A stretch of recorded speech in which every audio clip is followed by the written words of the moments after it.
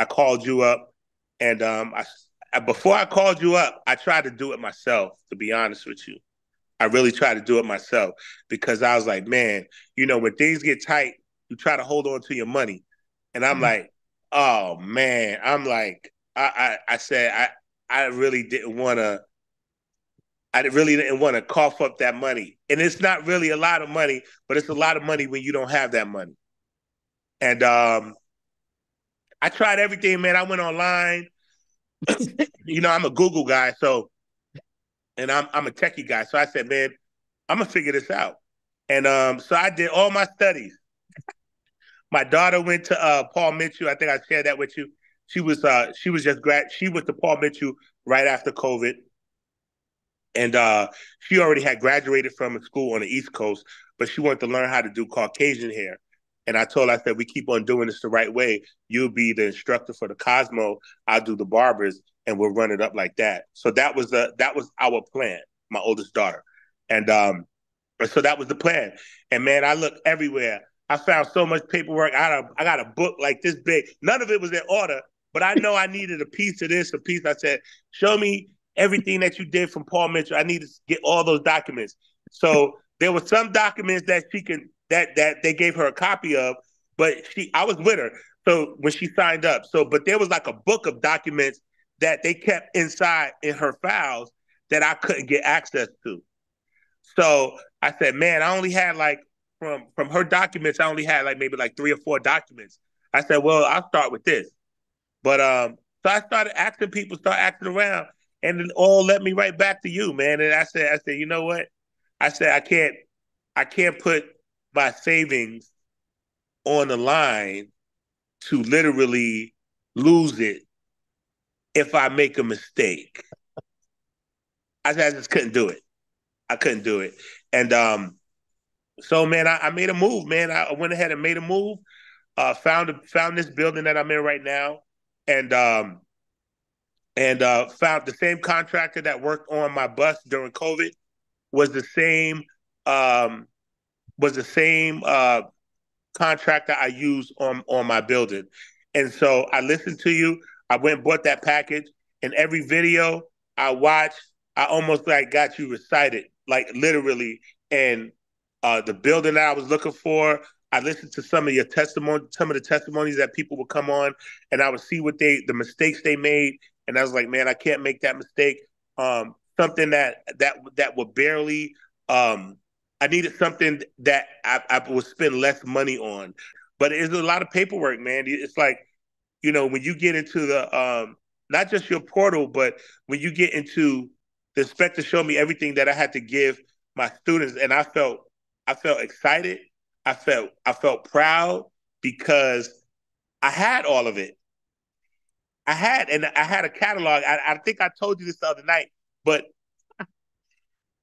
when he called me, he told me he's like, you need to show me ABCDEFG. I was gonna call you. I was gonna text you that night and say, listen, I need this tonight because I gotta give him everything he asked for, and it was the whole list of everything. Refund policy, all that. You got to get the checklist and all that. And for some reason, I was so stressed out, I had forgot all of that. All of those things was inside of the portal. So man, it was maybe about 11 o'clock at night. I went in the portal, and I was still gonna text you if I wasn't able to find it. But I found the catalog, and it took me maybe about 45 minutes. I did some cutting and pasting. I printed it out, and I just say, if God be with me, who could be against me? And that was it, man. I printed it out, had like 3 of them laying up on the counter when he walked in, and the crazy thing is, I literally just put my name, address, the LLC, everywhere where it just had a name. I just took that out and put my name inside of it, right? And he looked through the catalog and he was like, "Who put this together?" I said, "Well, I said I did, and my daughter, and we put it together." He said, "This is really impressive," you know, and I felt really good about that, man, because I felt like I had, like I have a machine behind me. Now I feel like I have a machine behind me, I feel like the school is open, and there's so many things I want to do, and that's it, man. So that's how we got here. So when you got in the program, what were you thinking when you first got in the program? Was you Well, tell us about that? I'm I'm a different type of cat. So I felt like if you was gonna get over on me, I just would have to take a trip to Memphis and see you. I was gonna pull up on you if you got me.